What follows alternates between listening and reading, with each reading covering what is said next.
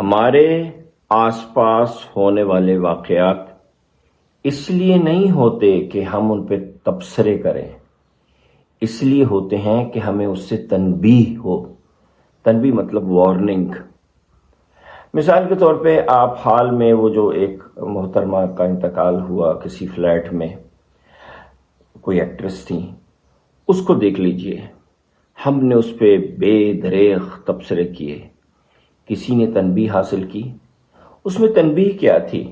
تنبیہ یہ تھی کہ اپنے بچوں پہ، بالخصوص خواتین پہ نظر رکھیں کہ وہ سائیکولوجیکلی ٹھیک ہیں کہ نہیں۔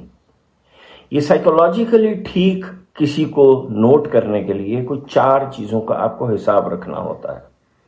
ایک تو آپ نے ان کی آنکھوں کو آبزرو کرنا ہوتا ہے، دوسرا ان کے بولنے کو، تیسرا ان کے چلنے کو، اور چوتھا ان کے وزن کو۔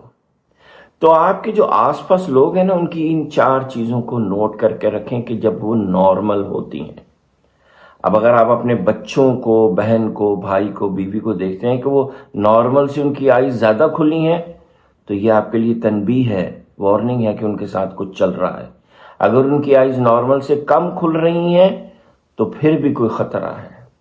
اگر ان کے بولنے کی سپیڈ نارمل سے کم ہو گئی ہے تو سمجھیں کہ کوئی مسئلہ ہے، اور اگر ان کی سپیڈ نارمل بولنے سے بہت تیز ہو گئی ہے، وہ بہت تیز بول رہے ہیں، تو اس کا مطلب ہے کہ پھر بھی کوئی مسئلہ ہے۔